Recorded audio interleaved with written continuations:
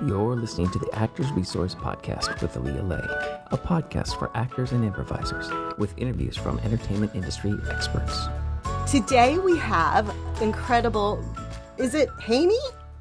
Yes. Yes, okay, Ruth Haney, Hollywood Studio Union makeup artist for over 25 years as our guest today.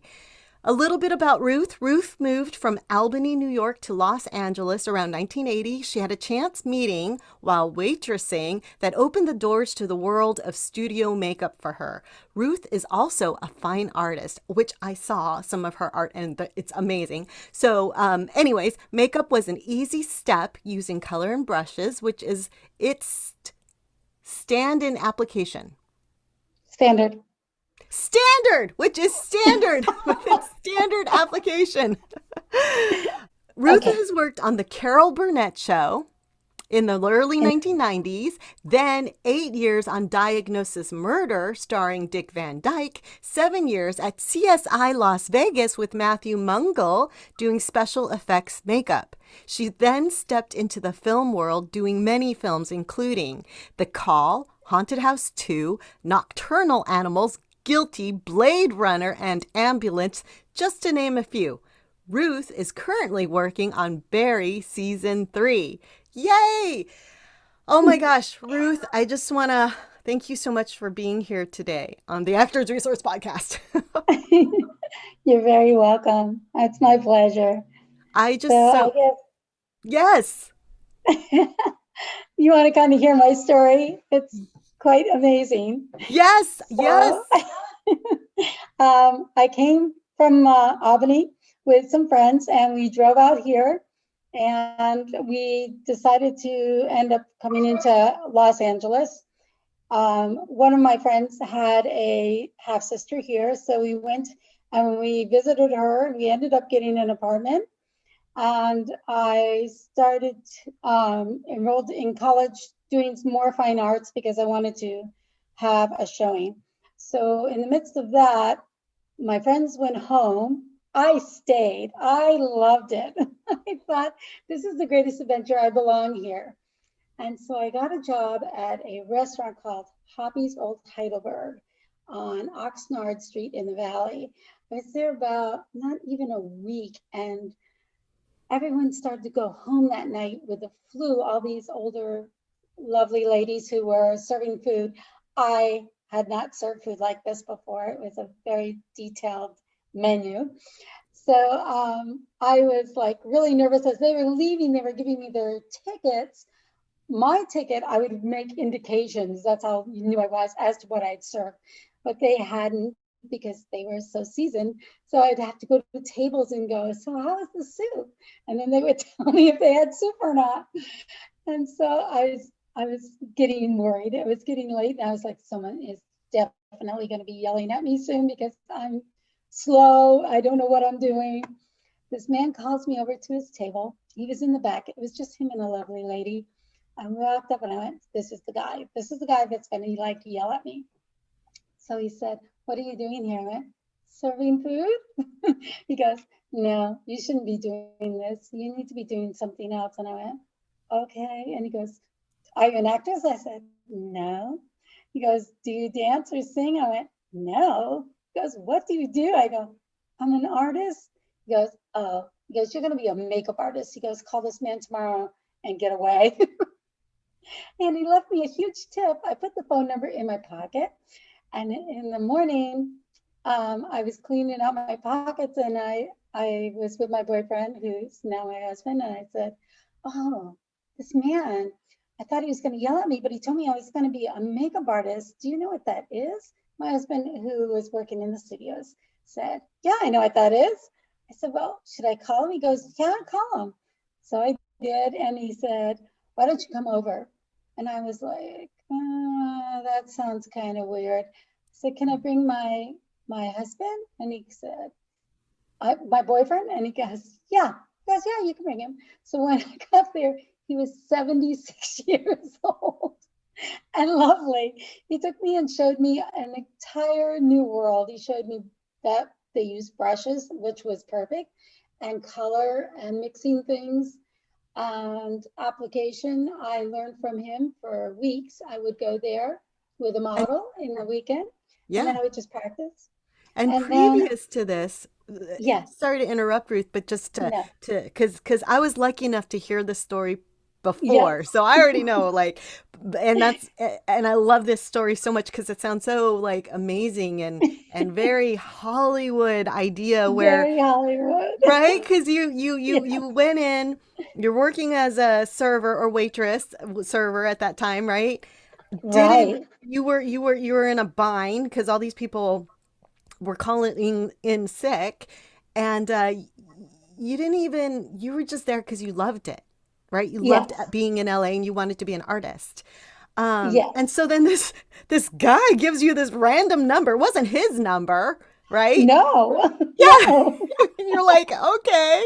And you call this guy, and I think it's just so amazing that you took this risk to call not only a complete stranger, but you called it from another complete stranger who gave you the number. Absolutely. Absolutely. I guess because I was like 20, so it never occurred to me that that was strange. I just was like, okay, but I don't want to be alone when I go Yeah. there. Yeah. So, but it turned out to be amazing. He taught me makeup, and then after I finished learning from him, he gave me a lovely certificate. I took some classes at the Valley College from two other makeup artists who were studio makeup artists, 706ers. So I took classes from them. And then he called one day and he said, hey, his name was Lou LaCava. And he said, Ruth, this is Lou. There's a test being given at ABC. Do you want to go? I said, yes. And he goes, okay, I'll make the arrangements. This is the best part. So I said, great. So then they called and they said, this is your test date. Here's what you're bringing. And they said, you need to bring a model who's 40 years old. And I was like, okay. Well, I didn't really know anybody. I'd only been in LA for a short period of time. And so my boyfriend didn't know anyone. And then I saw this lady that I used to talk to that was down the hall from us, and she had white hair. And I went, surely she must be 40. You're 20. That was all that occurred to me. So Yeah. I asked her, and she said, absolutely. So I was like, great. So Nice. I know. So she went with me. She's so sweet. And she had just retired from teaching. And so I met Rudy Horvatich, who was the head of the studio at ABC at the time for makeup. And so he said, would you do a beauty makeup on her? And I'll be back. And I said, sure. So I'm in this huge makeup room. I do beauty makeup. We're chatting. He comes in and he said, okay, I'm going to borrow, I believe her name was Nancy. Nancy for a while. He goes, clean my room. And so I was like, oh, okay. I wasn't quite sure how to clean a makeup room. So I just decided to do basic cleaning. And they were gone for 5 hours. Five Oh my hours. gosh. I'm by myself. And so finally they show back up and he goes, okay, you can pack up and go. And I was like, oh, all right. So I pack everything up and I'm thinking, I must have failed. I'm That a was your test disaster. interview, right? That was my test interview. And then we walked out and she goes, oh, I had the best time. We visited the studios, the stages. We watched shows being taped. He took me to lunch. I went, oh, that's great. I go, did he say anything about your makeup? She goes, no, nothing. And I was like, okay. So I get home and I go to, so my boyfriend's like, how'd it go? And I went, I think I failed. I don't know. He just had me do one makeup and then they left and I cleaned his room and they came back and he told me to leave. And he's like, oh, it'll be okay. Something else will come up. I went, I'm sure it will. And Yeah. so about a week later, I get a call from his office going, okay, so tomorrow you start. You're going to the photo shoot at Century City for ABC. And then they started rattling stuff off. And I'm like, okay. And so I started my first job. And then he called me and he goes, okay, when you finish that, get in your car and drive over to prospect, and you're going to work on the news tonight. And I went, okay. So that started like 8 years of them sending me to all kinds of places. And Every day was different. this was ABC Studios. So ABC they Studios. would just call you and go, okay, you're working here, you're working there, you're just Sometimes I would go like 4 different places in one day. It was like wow. amazing. And I Wow. didn't know any different because it was a group of us and we were like stable makeup artists that were sent out from the studio to different places. And we were union. I became part of a union called NABIT, Local 57. So we could do television makeup at like ABC, NBC, and CBS. And then we could do movies of the week. We used to call them MOWs. Mm. So, but anything on the major lots, you had to be 706. So that was your goal, to get to 706, which obviously I eventually made. Yes. And I had the best time. I learned a lot as I went along. I did all these incredible things. And then I got my first big break with 706 was a person I had worked with who was a stage manager, which is also an AD in film world. And she was at the Carol Burnett show. And they were having a difficulty with one of the actors' makeups. So she said, I think I know somebody that can do it. So I went in and did a makeup test for the studio heads and Carol Burnett's bosses and producers. I guess I should have been more intimidated, but I was like so young. Mm-hmm. I was fearless, you know? So Yeah. I went in and did this makeup for them and they loved it.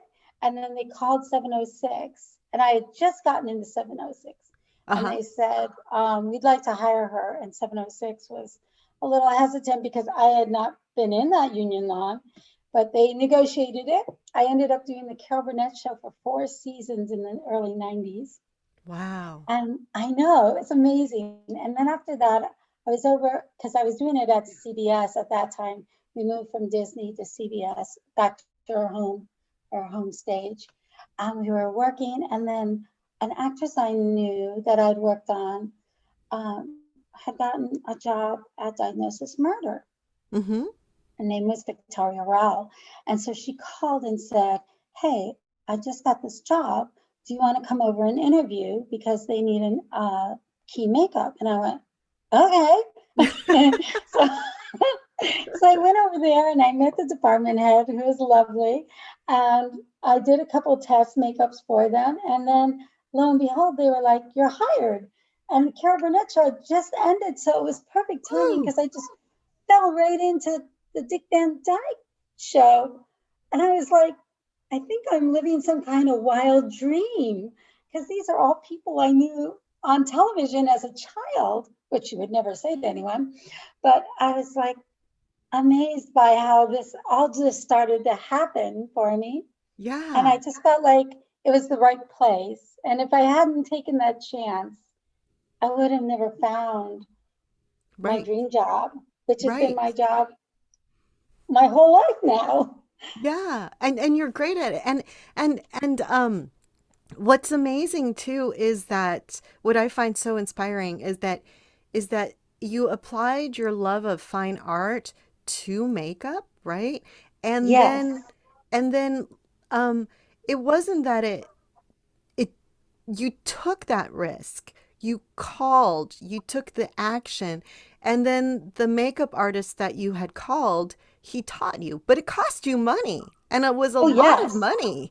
And you Yes. studied with him for how long? 6 months. 6 months, right? Yeah. And Yeah. then you had to interview for the ABC studios. We got Yes. like, I The mean, most strangest interview ever. I mean, all of that is phenomenal on your part, right? You took a chance on Thank you. yourself and you were fearless. Yeah. I think that's so important. Sometimes people question things too much, and I guess because I didn't think like that, I just thought, you know what?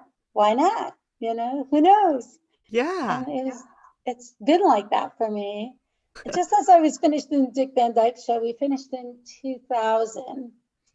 And I was kind of what we call day checking, just going and doing small jobs here and there. And a friend of mine calls me and says, Ruth, she's a prosthetic makeup artist. Her name is Roxy. She goes, Ruth, what are you doing? I go, nothing, just cleaning my house. She goes, grab your makeup bags. She goes, grab your effects stuff. I need some help. I go, what are you doing? She goes, I'm doing a fat suit on this movie and I can't get it on the lady. I was like, all right, I'll be right there. So I drove to where she was and I get in and it's hot out and it's hot in the trailer.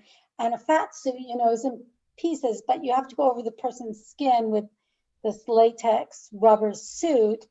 And so we were trying to get it on her and couldn't get her arms in because she was warm and the suit was warm and even the powder wasn't helping.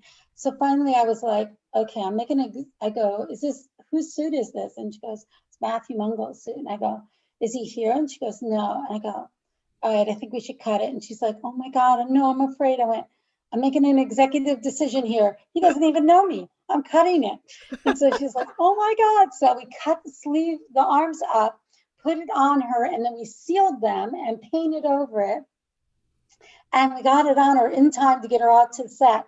And so we do the scenes, we shoot it. It's so hot out. It must have been like 105. And this poor woman, she's sweating and we're mopping her up and we're keeping her makeup going.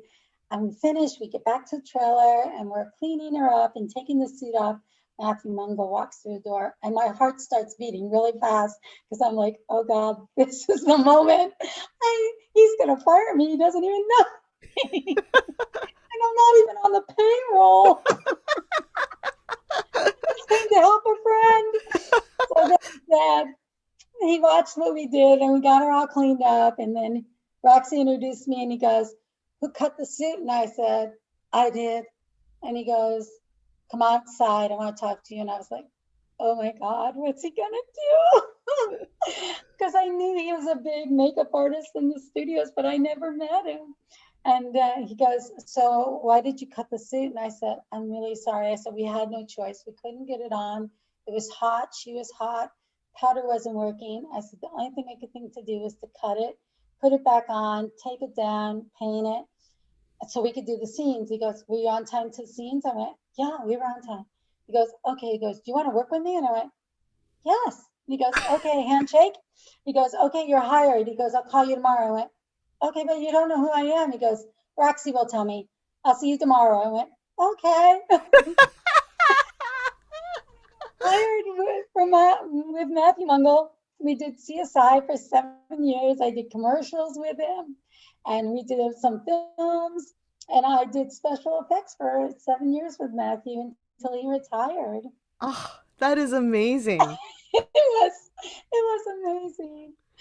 So, I love that. I love that story because you have such a great attitude. Like just all throughout, you have such an amazing attitude and you're making decisions that are in service to what the purpose was, right? And you needed to get them out. You need to get her out there on set on time. So, yes. Oh my gosh, that's so amazing. And I would love to know, like, right now you're a current makeup artist on Barry season 3. If you want to share, we spoke briefly before, your kind of life philosophy, which I thought was so inspiring. And then if you want to share that and then anything else in terms of how we can follow you or any project, any art shows or anything that you'd like to promote for you, that would be great. So share your life philosophy if you want. You don't have to, sure. But definitely share how we can support you in any way. Oh, that's so sweet. Well, my life's philosophy basically is that this is a big adventure and we're here to help each other and to be the very best we can be as a person.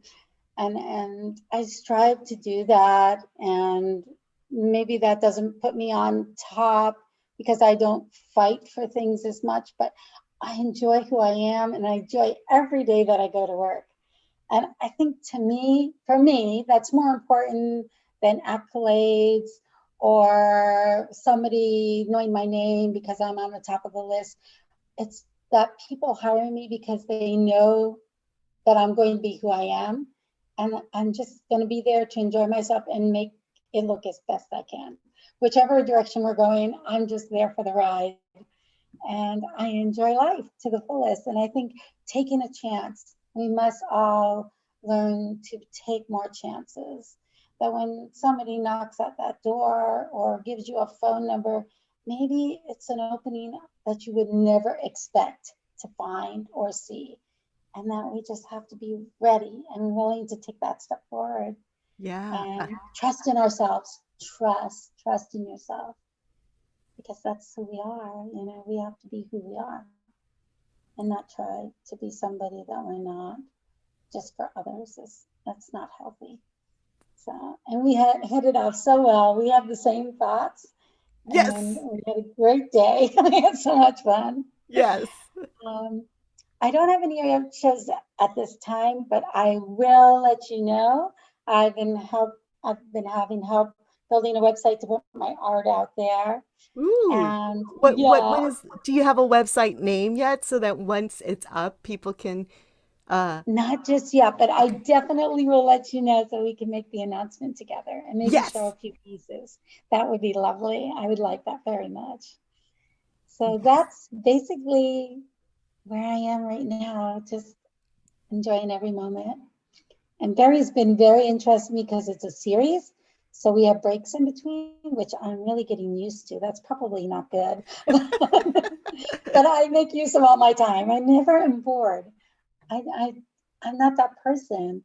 And I think most people need to just reach out and find other things to make them happy. Yeah. So they're not bored, because there's no reason to be bored with life. There's so much out there. Thank you. I love that you're sharing this. I know we only met briefly, but I already love you, which is weird, but I do. Oh, no, it's great. We have so much in common. We see life very similar. In some ways, yes. I think you're way super fearless, and I'm not, but I'm working on it. So, yeah. Well, we'll take the dive together. Yes. We'll find something to be fearless together with. But look at this webisode. This is excellent. I mean, this is fearless.